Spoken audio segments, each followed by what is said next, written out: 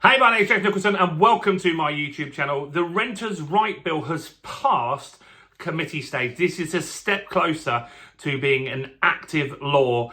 And you know what? It is considerably worse than I was expecting. I've got all the details in this video. I think some of you are going to be surprised at some of the stuff I'm actually going to mention here. I didn't see this coming, and I really worry that this hasn't been thought out particularly well. And I think this could be a major problem for a lot of tenants who they're trying to protect.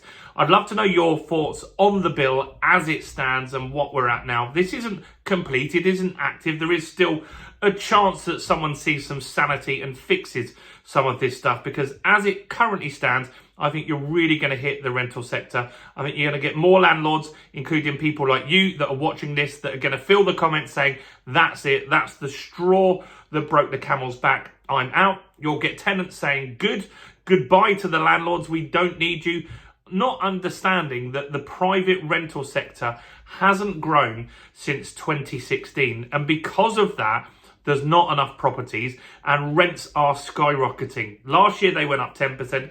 If this passes this year, I wouldn't be surprised if next year you see a similar increase in rents by landlords to protect themselves. So if you're new around here and you haven't done already, do make sure you subscribe to the channel over there and hit that bell notification. I'm going to give you all the updates on the Renters' Rights Bill, house prices, interest rates, property investing, and much, much more. And let's make everyone aware of what's actually happening here, because I think that's really important that we get some views on this. I think landlords need to know about this, and I think tenants also need to know. How do we get more views? We smash like, we tickle like, we do something to the like button.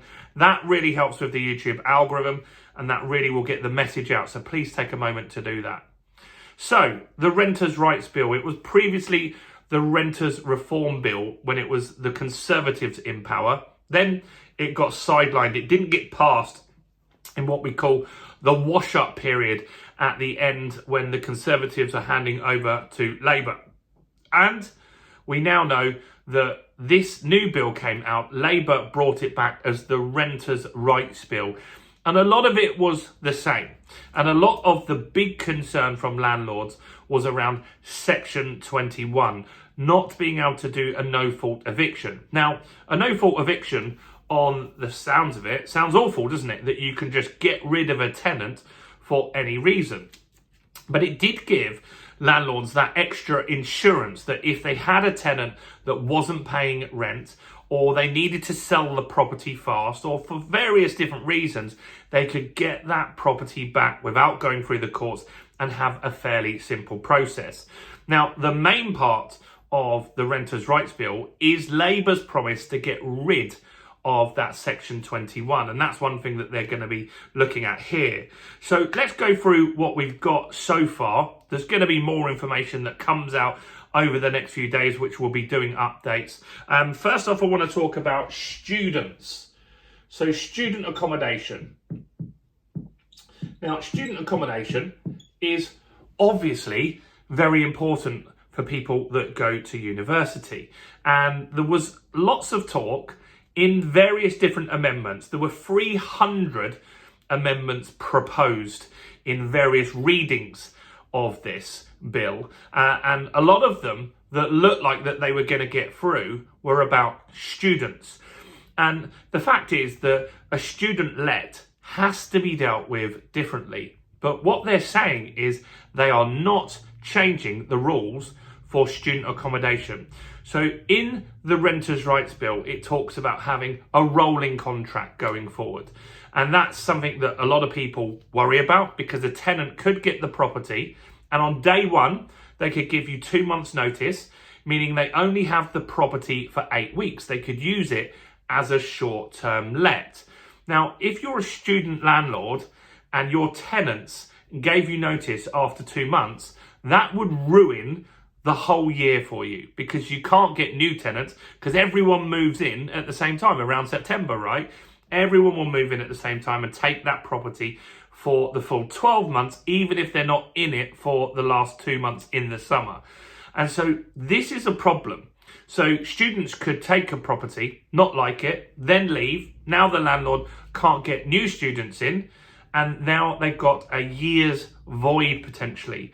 Or what they're likely to do is to take that property out of the student market and put it into the normal rental market in that situation. And now you've lost the student accommodation. And that's what's been the argument in the House of Parliament, that look, you're going to lose student accommodation. We need it. We won't have enough. And that's going to cause major problems. So the government are saying that we're not bothered. This is going to be how we're going to do this. And student accommodation will have the same rules as a normal tenant. That, to me, doesn't seem very smart. Let me know in the comments what you think about that one. Next, pets. Let's talk about pets. Pets has worried a few people. We've had hundreds of thousands of views on the content about the Renters' Rights Bill, and pets is mentioned. Some landlords say, look, pets destroy properties. I've had a tenant in, if you've watched the channel, you'll have seen this property on the channel. I've got a studio flat. Literally, you could throw a cricket ball and hit it. It's very close to my office here. And in that studio flat, we turned it into a one-bed flat. We had a difficult tenant in COVID. They had a dog, and that dog ate door frames and ruined the carpet in there.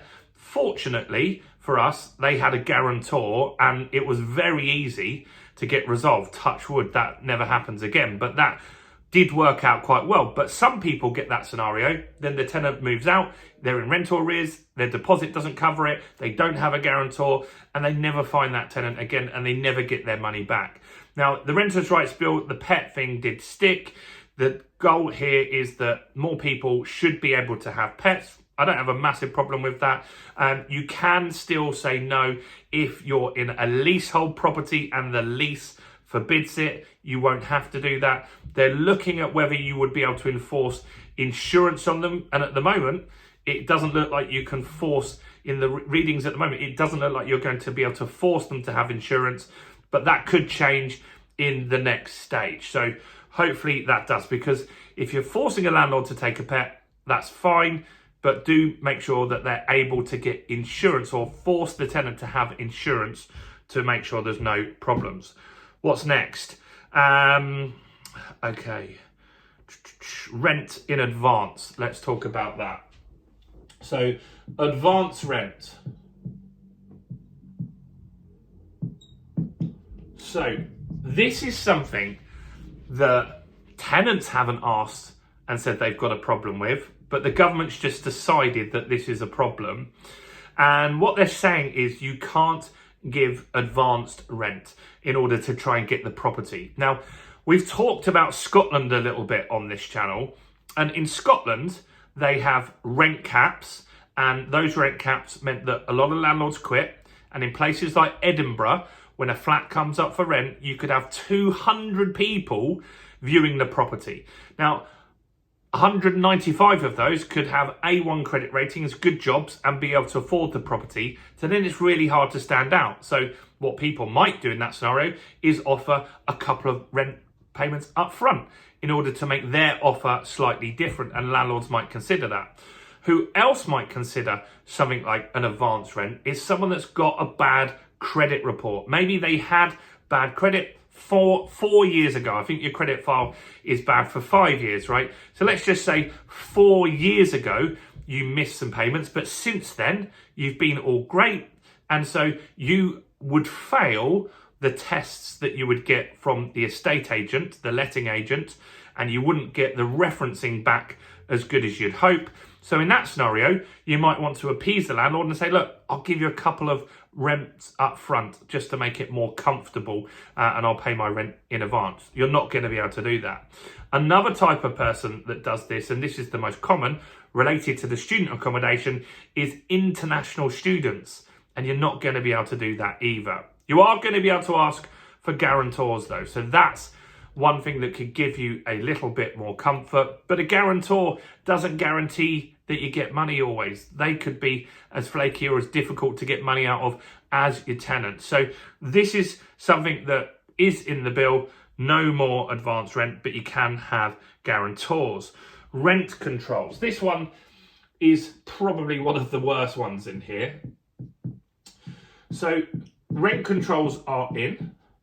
And What they're talking about here is that it will be determined a fair amount that you can increase the rent on a yearly basis. You'll be able to increase the rent one time per year. I only do that anyway. Sometimes I don't do it at all for a year or two if I've got a very good tenant, and the market dictates that as well. But yeah, rent controls will be in. They will be able to control the amount and say, look, you can't go up more than 2% or 3% in certain areas.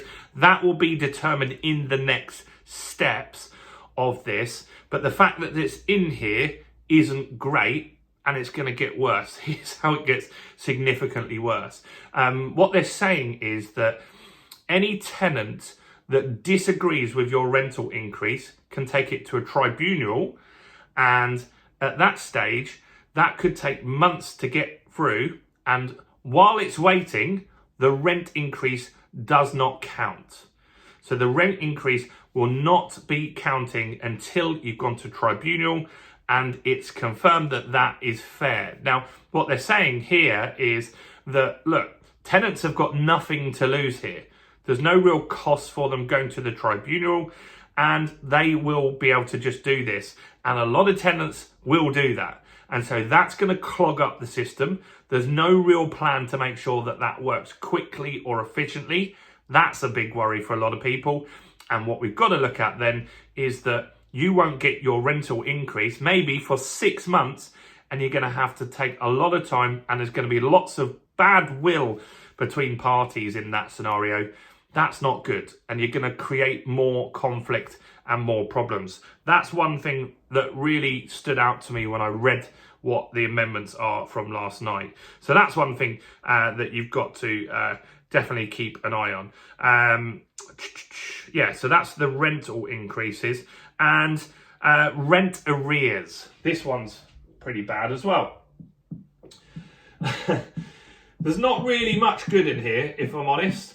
And it is worse than we were talking about, because we've had amendments that were tabled that just seem to have been ignored. Now, they could still happen, but it's not looking likely. Rent arrears, let's talk about that. So what they're saying is they're not making any commitment, no commitment at all, to improve court times or the court, or give any guidelines on when that might happen. Now, that differs massively from what we were hearing earlier this year and late last year as well. What was talked about before was that the Section 21 and the removal of that kind of stuff and chasing of rental arrears wouldn't happen unless the court was improved, unless the process and speed of getting stuff through court was improved. Now, courts are very slow already. You could easily wait 6 to 9 months to get a hearing, and if your tenant isn't paying rent, they're not likely to start in that 6 to 9 months. That's not great. Now, if you suddenly get an influx of more tribunals, more court cases, because Section 21's gone, court cases could double easily for property related cases.